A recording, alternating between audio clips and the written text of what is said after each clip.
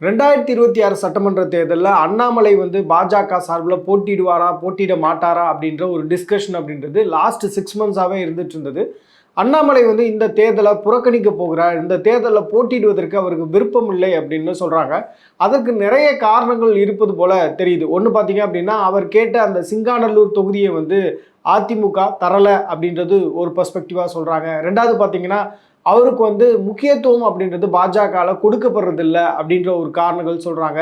இப்போ எடப்பாடி பழனிசாமியுடைய தலைமையை ஏற்று அந்த கூட்டணியில் நான் ஒரு சீட்டு வாங்கி நான் தேர்தலில் போட்டியிடணுமா அப்படின்ற ஒரு எண்ணத்தில் அண்ணாமலை இந்த தேர்தலை புறக்கணிக்க போகிறார் அப்படின்ற ஒரு நெரேட்டிவும் பேசப்பட்டு வருகிறது. எதுதான் உண்மை அப்படின்றத பற்றி தான் இந்த வீடியோவில் நம்ம டீட்டெயில்டாக பேச போகிறோம்.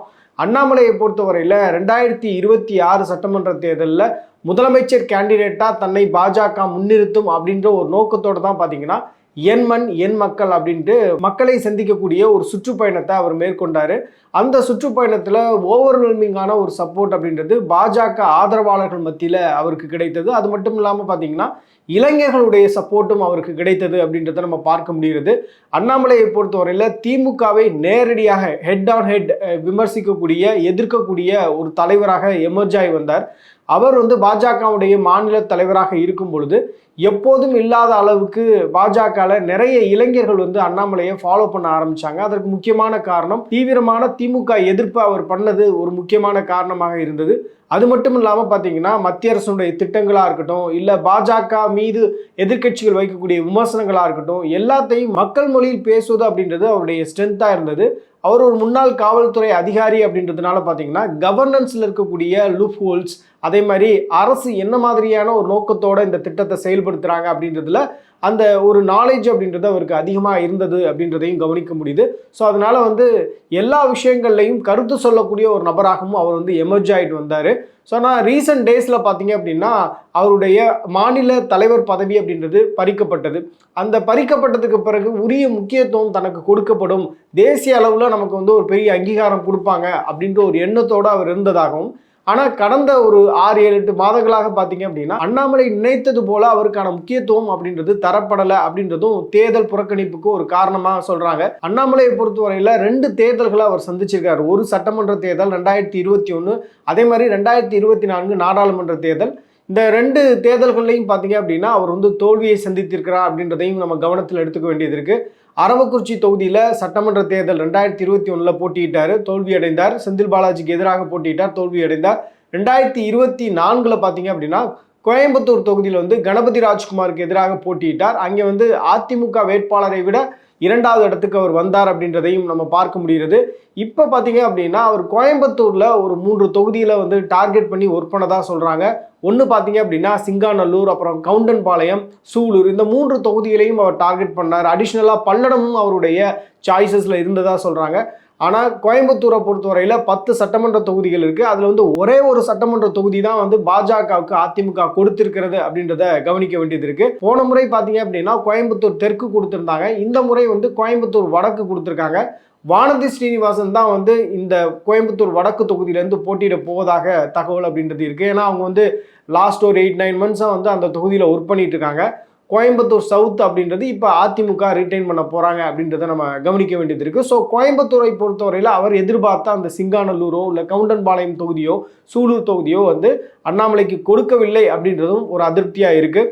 இப்போ கட்சியை பொறுத்தவரையில் மேஜரான டிசிஷன்ஸ் எடுக்கும்போது முன்னாள் மாநில தலைவர் என்ற அடிப்படையில் அவருக்கான முக்கியத்துவம் அப்படின்றதும் தரப்படலை அப்படின்றதும் ஒரு கவலையான ஒரு விஷயமா பார்க்குறாங்க. 2026 நாடாளுமன்ற தேர்தலில் கோயம்புத்தூரில் 6 சட்டமன்ற தொகுதிகள்லையும் அதிமுகவை விட அதிகமான ஒரு வாக்கு அப்படின்றது பாஜகவுக்கு கிடைத்திருந்தது. அப்போது பாஜக இன்னும் கூடுதலாக இடங்கள் கேட்டு பெற்றிருக்க வேண்டும். ஒரே ஒரு தொகுதிக்கு கன்வின்ஸ் ஆனது அப்படின்றது சரியான ஒரு அணுகுமுறை இல்லை அப்படின்ற விமர்சனத்தையும் சோஷியல் மீடியாவில் அண்ணாமலை ஆதரவாளர்கள் எழுதிட்டு இருக்காங்க.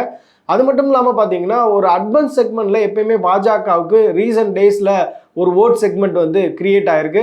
சென்னை அதற்கு உதாரணமாக எடுத்துக்கலாம். இப்போ சென்னையை பொறுத்தவரையில் பார்த்தீங்கன்னா ஒரே ஒரு சட்டமன்ற தொகுதி மட்டும்தான் பாஜகவுக்கு ஒதுக்கப்பட்டிருக்கிறது. மயிலாப்பூர் மட்டும்தான் பாஜகவுக்கு கொடுத்துருக்குறாங்க.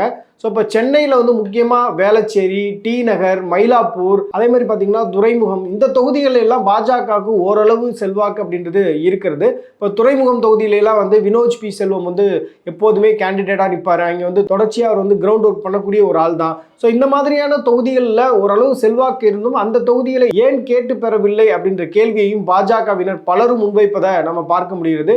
அண்ணாமலையை பொறுத்தவரையில் அவருக்கு வந்து எடப்பாடி பழனிசாமியோட டேர்ம்ஸ் ஒத்துக்கலையா, அதிமுக தலைமையிலான என்டிஏ கூட்டணியில் எனக்கு ஒரு சீட்டு கொடுங்க அப்படின்னு கேட்டு நிற்பது அப்படின்றது தனக்கு தகுதியாக இருக்குமா அப்படின்றது கூட அவர் யோசிச்சிருக்கலாம் அப்படின்னு நான் நினைக்கிறேன். ஏன்னா எப்பயுமே அண்ணாமலையை பொறுத்தவரையில் அவர் வந்து மாநில தலைவர் பதவி ஏற்றதுலேருந்து பார்த்தீங்க அப்படின்னா ஒரு பேட்டர்ன் நீங்கள் ஃபாலோ பண்ண முடியும். அவருடைய ஸ்டைலில் தான் பாலிடிக்ஸ் இருக்கணும் அப்படின்னு நினைக்கக்கூடிய ஒரு நபர். அவரை பொறுத்தவரையில் தன்னை வந்து முன்னிலைப்படுத்துவதில் எப்போதுமே ஒரு கூடுதல் கவனம் அப்படின்றது எடுத்துப்பாரு. இந்த தேர்தலில் ஒருவேளை நான் சரண்டர் ஆயிட்டேன் அப்படின்னா எனக்கான அந்த தனித்துவம் போயிருமோ அப்படின்றது கூட அண்ணாமலையுடைய கவலையாக இருந்திருக்கலாம். பொதுவாக தேர்தல் அரசியலில் ஈடுபடக்கூடிய அரசியல் கட்சி தலைவர்கள் வந்து எந்த தேர்தலையும் மிஸ் பண்ணக்கூடாது அப்படின்னு சொல்லுவாங்க. ஏன்னா ஒவ்வொரு தேர்தலுடைய வெற்றியும் அந்த தலைவரை அடுத்த கட்டத்துக்கு கூட்டிட்டு போகும். அந்த மாதிரியான ஒரு வாய்ப்பாக வந்து அண்ணாமலை இதை பயன்படுத்தி இருக்கணும். அண்ணாமலை வந்து இந்த வாய்ப்பை வந்து மிஸ் பண்ணக்கூடாது அப்படின்னு நிறைய பேர் சொல்றதையும் பார்க்க முடிகிறது. அதே நேரத்தில் பார்த்தீங்கன்னா அண்ணாமலைக்கு இருக்கக்கூடிய இன்னொரு கவலை அப்படின்றது வந்து அவர் வந்து இதுக்கு முன்னாடியே வந்து BL சந்தோஷ் சென்னை வந்திருந்தப்ப அவருடைய கன்சர்ன்ஸை வந்து அவர் சொல்லியிருந்தாரு.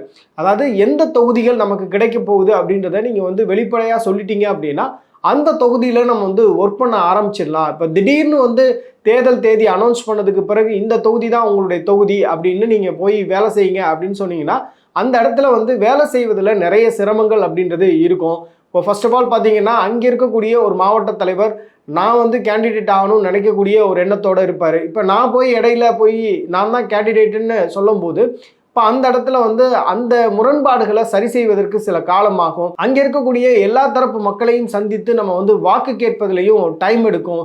ஸோ இந்த மாதிரியான பிரச்சனைகள்லாம் இருக்குது. அதனால வந்து முன்கூட்டியே எந்த தொகுதி நமக்கு கிடைக்க போகிறது அப்படின்றத நீங்கள் வெளிப்படையாக சொல்லிட்டீங்கன்னா அந்த தொகுதியில் போய் ஒர்க் பண்ணுறது கொஞ்சம் ஈஸியாக இருக்கும். இப்போ நான் போட்டியிடணும் அப்படின்னா எனக்கு வந்து முன்கூட்டியே தொகுதியை சொல்லுங்க அப்படின்றது தான் அண்ணாமலை வந்து BL சந்தோஷ்ட வச்ச ஒரு டிமாண்டாக சொல்லப்படுது. ஆனாலும் அண்ணாமலை கேட்ட அந்த தொகுதியில் அவருக்கு கிடைக்கவில்லை அப்படின்றது ஒரு கவலைக்குரிய ஒரு விஷயம். ஏன்னா 2-3 நாட்களுக்கு முன்னாடி பார்த்தீங்கன்னா சிங்காநல்லூரில் அவருடைய ஆதரவாளர்கள்லாம் கூப்பிட்டு அண்ணாமலை வந்து டிஸ்கஸ் பண்ணார். ஒருவேளை நான் வந்து இந்த தொகுதியில் போட்டியிடறேன் அப்படின்னா எப்படி வெற்றி வாய்ப்பு இருக்கும் அப்படின்லாம் வந்து டிஸ்கஸ் பண்ணதா சொல்கிறாங்க. அதற்கு பிறகு தான் இந்த லிஸ்ட் அப்படின்றது வெளியே வருது. இந்த லிஸ்ட்டை பார்க்கும்போது சிங்காநல்லூர் அப்படின்றது பாஜகவுக்கு கொடுக்கப்படவில்லை அப்படின்ற ஒரு தகவல் தான் நமக்கு கிடைக்கிறது. இப்போ அண்ணாமலைக்கு என்ன தான் பாசிபிலிட்டிஸ், இப்போ அவர் வந்து தேர்தலை போட்டிடுவாரா போட்டியிட மாட்டாரா அப்படின்ற டிஸ்கஷன்லாம் போயிட்டு இருக்கு இல்லையா. ஒருவேளை வந்து தலைமை அண்ணாமலையுடைய ஸ்ட்ரென்த்தை பயன்படுத்தணும், அவருக்கு ஒரு கரிஷ்மா இருக்குது, அவருக்கு வந்து நல்ல ஒரு யங் ஃபாலோயிங் இருக்குது, ஸோ அதை நம்ம பயன்படுத்திக்கணும் அப்படின்னு நினைக்கிறாங்கன்னா ஸோ அவருக்கு பாசிபிளான ஒரு தொகுதி அப்படின்னு பார்க்கும்போது உங்களுக்கு திருப்பூர் தெற்கு மட்டும்தான் இருக்குது. ஏன்னா திருப்பூருக்கு அடிக்கடி அவர் போகக்கூடிய ஒரு நபர் தான். அதுவும் ஒரு அர்பன் ஏரியாவாக பார்க்கப்படுது. அங்கே வந்து பாஜகவுக்கு ஒரு குறைந்த அளவுக்கு செல்வாக்கு அப்படின்றது இருக்குது அப்படின்னு சொல்கிறாங்க. ஸோ அந்த செல்வாக்கை வந்து அவர் பயன்படுத்தி கொள்வாரா அப்படின்றது நம்ம பொறுத்திருந்து பார்க்கணும். அதே வேளையில் அண்ணாமலைக்கு நிறைய பேர் அனுதாபங்களையும் தெரிவித்துட்டு இருக்காங்க. அண்ணாமலை மாதிரியான ஒரு லீடர் வந்து பாஜக எப்படி மிஸ் பண்ணுறாங்க அப்படின்ற ஒரு கவலையும் அவர்கள்ட்ட இருக்குது. அதற்கு வந்து அவர்கள் ரஜினியுடைய கோட்டை வந்து பயன்படுத்துகிறாங்க. காலம் பேசாது ஆனால் காத்திருந்து பதில் சொல்லும் அப்படின்னு சொல்கிறாங்க. ஸோ அண்ணாமலையுடைய ஆதரவாளர்களை பொறுத்தவரையில் அவர் இந்த தேர்தலில் போட்டியிடணும் அப்படின்றது அவர்களுடைய விருப்பமாக இருக்குது. அண்ணாமலையை பொறுத்தவரையில் நான் சாதாரண தொண்டன், கட்சி மேலிடம் என்ன சொல்லுதோ அதை நான் செய்வேன் அப்படின்னு சொல்றாரு. அதிமுக தலைமையிலான என்டிஏ கூட்டணி அமைவதற்கு முன்பும் பின்பும் பார்த்தீங்கன்னா அண்ணாமலைகிட்ட வந்து ஒரு வருத்தம் அப்படின்றது இருந்தது. அவர் வந்து இந்த அதிமுக கூட்டணியை விரும்பல அப்படின்ற ஒரு தோற்றம் இருந்தது அப்படின்றது உண்மைதான். ஆனால் பார்த்தீங்கன்னா அடுத்து வந்து ஊடகங்களில் அவர் பேசிய விஷயங்கள் எல்லாமே எப்படியாவது எடப்பாடி பழனிசாமியை நாங்கள் வந்து ஆட்சி கட்டிலில் அமர வைப்போம் அப்படின்னாரு. ஸோ தொடர்ச்சியாக அதிமுகவுக்கு ஆதரவான ஒரு நிலைப்பாட்டோடு தான் அவர் வந்து செயல்பட்டு இருக்காரு. அவருடைய நோக்கம் அப்படின்றது இந்த தேர்தலை பொறுத்தவரையில் கட்சி மேலிடம் சொன்னால் அவர் வந்து தேர்தலில் போட்டிடுவார், இல்லைன்னா எல்லா தொகுதிகளிலையும் போய் பாஜக வேட்பாளர்களுக்கும் என்டிஏ அணியில் இருக்கக்கூடிய அத்தனை வேட்பாளர்களுக்கும் தேர்தல் பிரச்சாரத்தை அவர் மேற்கொள்வார். அவர் வந்து ஒரு ஸ்டார் கேம்பெயினர், ஒரு நல்ல க்ரௌட் புல் பண்ணக்கூடிய ஒரு லீடராகவும் இருக்கார். அதனால வந்து ஒரு ஸ்டார் கேம்பெயினராக இருந்து எல்லா தலைவர்களுக்கும் அவர் வந்து பிரச்சாரம் செய்வார் அப்படின்ற ஒரு கருத்தையும் சொல்கிறாங்க. ஸோ இன்றைக்கி வந்து கமலாலயத்தில் கூட ஒரு மீட்டிங் நடந்ததாக சொல்கிறாங்க. இதில் வந்து அண்ணாமலைக்கு ஏதாவது ஒரு தொகுதி கொடுத்து போட்டியிட வைக்கணும் அப்படின்றது நிறைய தலைவர்களுடைய விருப்பமாக இருக்கும் அப்படின்னு சொல்றாங்க. பாஜகவை பொறுத்தவரையில பொதுவாகவே வந்து தேர்தல் காலங்களில் வந்து எல்லா தலைவர்களையும் பயன்படுத்திக்கணும் அப்படின்னு நினைப்பாங்க. இப்போ அண்ணாமலை மாதிரியான ஒரு வேல்யூ இருக்கக்கூடிய ஒரு ஸ்டார் கேம்பெயினராக இருக்காரு, ஒரு நல்ல லீடர்ஷிப் குவாலிட்டியோட இருக்கக்கூடிய ஒரு லீடரை எப்படியாவது பயன்படுத்தணும் அப்படின்றது தான் அவர்களுடைய எண்ணமாகவும் இருப்பதற்கு வாய்ப்பு இருக்கு. என்னதான் அண்ணாமலைக்கு அதிருப்தியெல்லாம் இருந்தாலும் பாஜகவுடைய பேட்டர்னையும் நீங்க கவனிக்கணும். பாஜகவை பொறுத்தவரையில தேர்தல் வெற்றி அப்படின்றது தான் அவங்களுக்கு ரொம்ப முக்கியம்.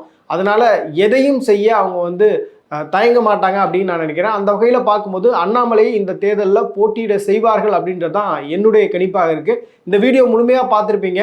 நீங்கள் என்ன நினைக்கிறீங்க? அண்ணாமலை வந்து 2026 சட்டமன்ற தேர்தலில் போட்டியிடுவாரா, போட்டியிட மாட்டாரா அப்படின்றத கமெண்ட் செக்ஷனில் சொல்லுங்கள்.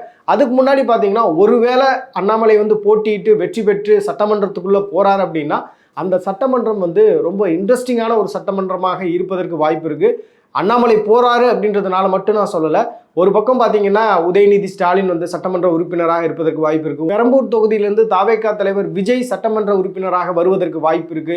இன்னொரு பக்கம் பார்த்தீங்கன்னா நாம் தமிழர் கட்சியுடைய ஒருங்கிணைப்பாளர், தலைமை ஒருங்கிணைப்பாளர் திரு சீமான் அவர்கள் வந்து காரைக்குடியிலிருந்தும் வருவதற்கான வாய்ப்பு அப்படின்றது இருக்கு. ஸோ ஒரு இன்ட்ரெஸ்டிங்கான ஒரு சட்டமன்றமாக அது இருப்பதற்கு வாய்ப்பு இருக்கு. ஒரு நியூ செட் ஆஃப் லீடர்ஸ் வந்து சட்டமன்றத்துக்குள்ள போவாங்க அப்படின்றது என்னுடைய பார்வை. உங்களுடைய கருத்தையும் கமெண்ட் செக்ஷன்ல சொல்லுங்க.